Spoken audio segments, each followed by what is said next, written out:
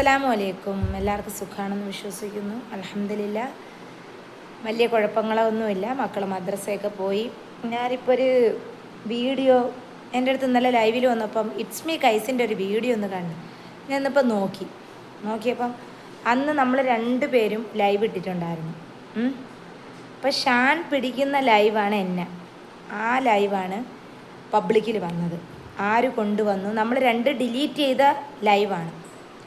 ഷാൻ്റെ ഫോണിൽ നിന്ന് ഞാൻ മേടിച്ച് ഡിലീറ്റ് ചെയ്തു. കാരണം എൻ്റെ ഉമ്മയും ഉപ്പയും അതിനകത്ത് വരുന്നുണ്ട്, പിന്നെ അതിനകത്ത് 2-3 ആൾക്കാരും വരുന്നുണ്ട്. അതുകൊണ്ടാണ് ഞാൻ ആ വീഡിയോ ലൈവ് ഡിലീറ്റ് ചെയ്തു. ഷാൻ്റെ അടുത്ത് പറഞ്ഞ് ഷാനെ ഫോണും എടുക്ക്, ആ ലൈവ് ഡിലീറ്റ് ചെയ്യണമെന്ന് പറഞ്ഞു. കാരണം നമ്മളെ ഉമ്മയും ഉപ്പയും അതിനകത്ത് വന്നിട്ടുണ്ട്. അപ്പോൾ അതിനകത്ത് ബാപ്പ ഇങ്ങോട്ട് നിൽക്കുന്നു, ഉമ്മ മാറി നിൽക്കുന്നു. അപ്പം നമുക്ക് എപ്പോഴും നമ്മുടെ പ്രശ്നങ്ങളിൽ അവർ ഇടപെട്ടിട്ടല്ല നമ്മൾ വിവാഹം ചെയ്തത്. നമ്മൾ വിവാഹം ചെയ്തു, മദ്യപാനത്തിൻ്റെ പേരിൽ ഇങ്ങനെയൊക്കെ പ്രശ്നങ്ങളായി മാറി നിൽക്കുന്നു. അപ്പം ഇത് ഒപ്പിക്കൊണ്ട് പോയത് ആരെന്ന് എനിക്കറിയണം. ഇത് ഒപ്പിക്കൊണ്ട് പോയത് ഐഷാനേഹയാണ്. ഐഷാനേഹ എന്ന് പറഞ്ഞാൽ മലപ്പുറത്തുള്ളൊരു കുട്ടിയാണ്.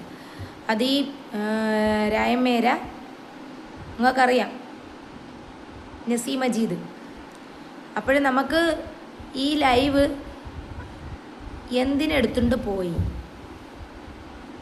എന്ത് കിട്ടാൻ എടുത്തുകൊണ്ട് പോയി, റിയാക്ഷൻ ചെയ്തോ, അതൊന്നും പ്രശ്നമില്ല. പക്ഷെ നമ്മൾ പേഴ്സണലി അപ്പം തന്നെ അത് ഡിലീറ്റ് ചെയ്തു. ആ ലൈവ് ഷാൻ്റെ ലൈവാണ്, എടുത്തുകൊണ്ട് പോയി. കാരണം ഷാൻ നല്ല രീതിയിൽ കുടിച്ചിട്ട് നിൽക്കുകയാണ്. അപ്പോൾ ഞാൻ കുട്ടി അല്ല എന്ന് പറഞ്ഞാൽ ഇവിടെ നിന്ന് ഇറങ്ങിപ്പോവും. കാരണം നാട്ടുകാരെ ചീത്ത വിളിച്ചു, വയലൻ്റായി. ഞാനൊരു കാര്യം പറയട്ടെ, ഈ കണ്ടു നിൽക്കുന്ന കാണികൾക്കല്ല പ്രശ്നം, ഈ അനുഭവിക്കുന്ന എനിക്കാണ് പ്രശ്നം. ഞാനിപ്പം ഒരു സമയത്ത് എനിക്കൊരു ക്ഷമ കിട്ടണം, സമാധാനം കിട്ടാൻ വേണ്ടിയാണ് ഞാൻ അന്ന് ചെയ്തത്. എന്നിട്ട് ഷാൻ ലൈവ് പിടിക്കുന്നത് കണ്ടതുകൊണ്ടാണ് ഞാൻ ലൈവ് പിടിച്ചത്. കാരണം എനിക്കൊരു പ്രൂഫ് വേണം, എങ്ങനെയെങ്കിലും പോട്ടെ എന്ന് വിചാരിച്ച്. പിന്നെ അതിന് ശേഷം ഷാൻ ഇതുവരെ വന്നിട്ടില്ല. എനിക്ക് വിവരങ്ങളൊന്നും അറിയാൻ കഴിഞ്ഞിട്ടില്ല. ഞാനും ഷാനും തമ്മിൽ യാതൊരു ബന്ധങ്ങളും ഇതുവരെയും ഇല്ല. പക്ഷേ ഒരു ബന്ധമുണ്ട്, വയറ്റിലെ കുഞ്ഞ്. ആ ഒരു ബന്ധം ഉണ്ട്. കാരണം ഞാൻ അന്ന് അങ്ങനെ പറഞ്ഞില്ലായിരുന്നു എങ്കിൽ ഷാന് വാപ്പാരേന്ന് അടി കിട്ടിയേനെ.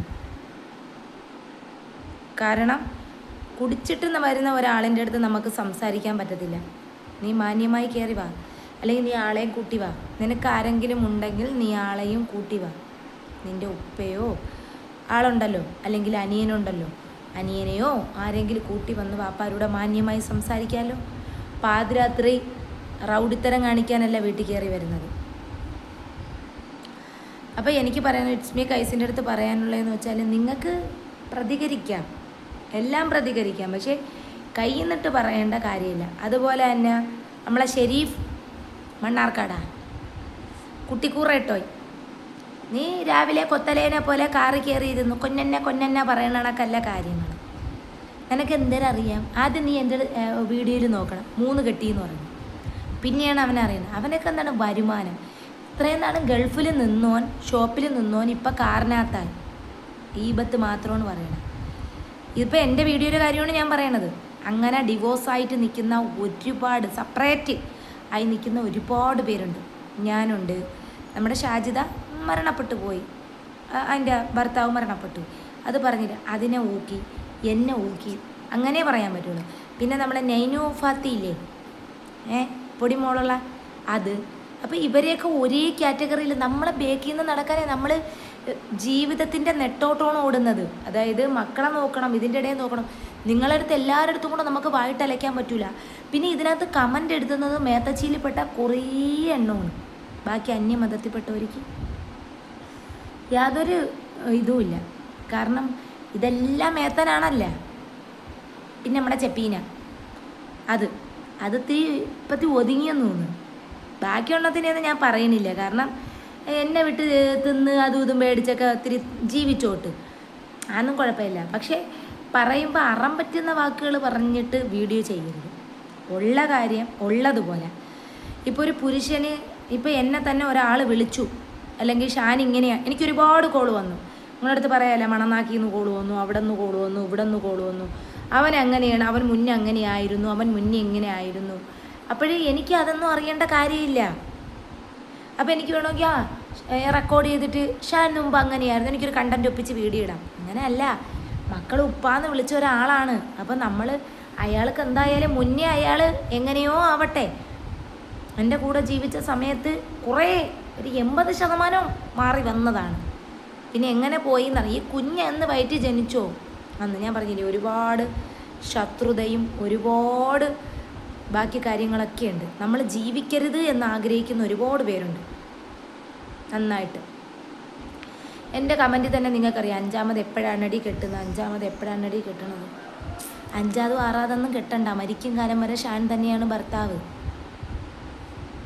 എന്തെങ്കിലും ജോലി ചെയ്ത്, ഷാൻ്റെ അടുത്തൊരു റിക്വസ്റ്റേ ഉള്ളൂ, എന്തെങ്കിലും ഒരു ജോലി ചെയ്ത് ഇപ്പോഴത്തെ കണ്ടീഷനിൽ കൊച്ചിനും എനിക്കും തരണം. ഹെൽത്ത് എനിക്ക് ഓക്കെ അല്ല.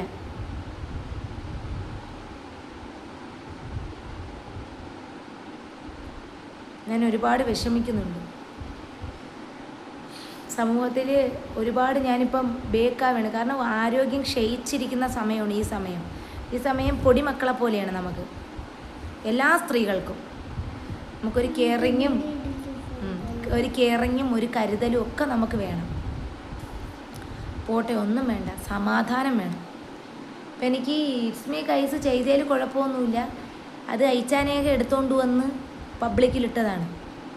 കാരണം രായമേര ചാനലിലാണ് ആ വീഡിയോ കണ്ടത്. രായമ പെട്ടെന്ന് എന്തുകൊണ്ട് പ്രൈവറ്റാക്കി അല്ലെങ്കിൽ ഡിലീറ്റ് ചെയ്തു? ഞാൻ സ്ട്രൈക്ക് തരുമെന്ന് പറഞ്ഞു എൻ്റെ പേര്. നീ ചുണയുണ്ടെങ്കിൽ ആ വീഡിയോ ഒന്നും കൂടെ ഇട്ടാണ്.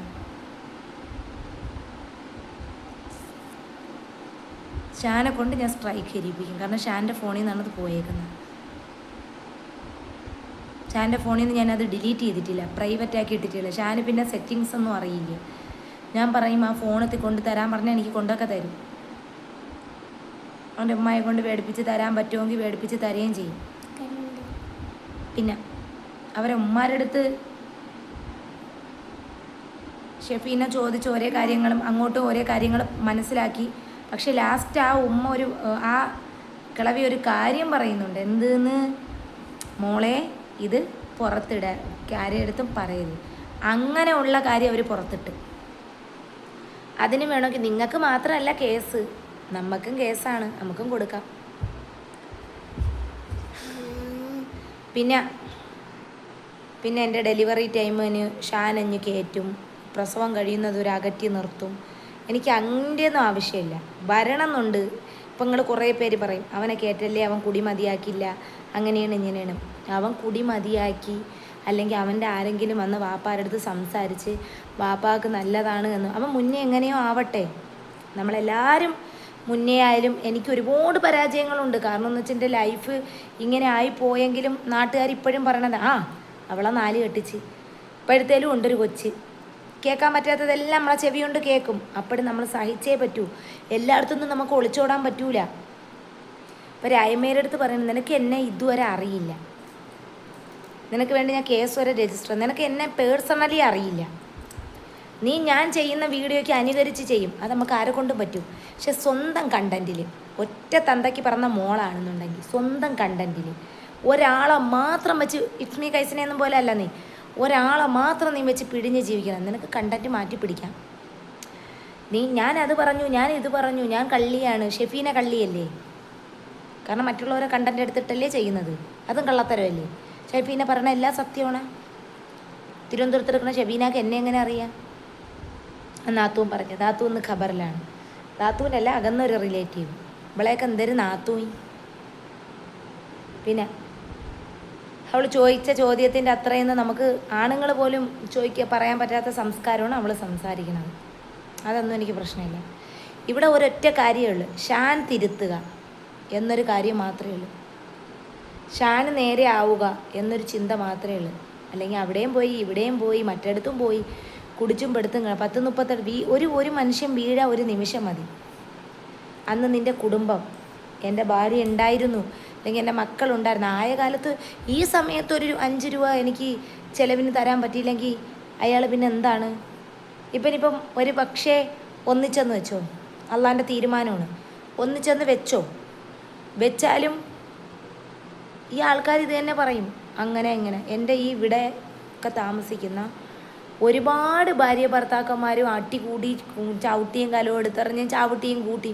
പക്ഷേ മക്കൾ വളർന്നു വന്നപ്പോൾ അൽഹംദുലില്ലാ അവർ നേരെയായി. ഈ പ്രായത്തിലൊക്കെ ഒരുപാട് പ്രശ്നങ്ങൾ, ബന്ധം പിരിയുന്നത് വരെ ആയിട്ടുണ്ട്. ഇടനില നിന്ന് വാപ്പായൊക്കെ പല കാര്യങ്ങൾക്കും ഇടനില നിന്ന് ഒന്നിപ്പിച്ചിട്ടുണ്ട്. പക്ഷെ നമുക്കൊരു മദ്യം നമ്മളെ ജീവിതം കൊല്ലിക്കും. അതുകൊണ്ട് നമുക്കിപ്പം ഒരു കാര്യമുണ്ട്, നേരെ ചൊവ്വേ ആയി വരും, അല്ലെങ്കിൽ അൽഹംദുലില്ലാ എങ്ങനെയെങ്കിലും മാറി, എനിക്കിപ്പോൾ മാറി വരുമെങ്കിൽ ഓക്കെ.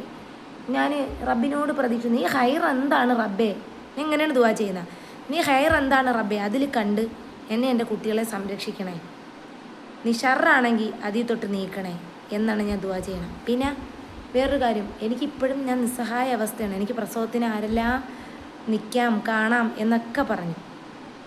പക്ഷേ അപ്പോഴും മനസ്സ് തേങ്ങയാണ്. എന്നാൽ റബ്ബല്ലാതെ, നിങ്ങളെപ്പോലെ തന്നെ റബ്ബല്ലാതെ ആരുമില്ല.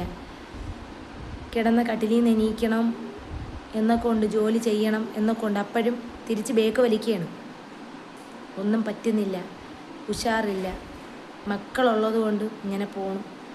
അപ്പം എല്ലാവരും ദുആ ചെയ്യണം, സമാധാനവും സന്തോഷത്തിനും വേണ്ടി. ഭയങ്കര സന്തോഷമൊന്നും വേണ്ട.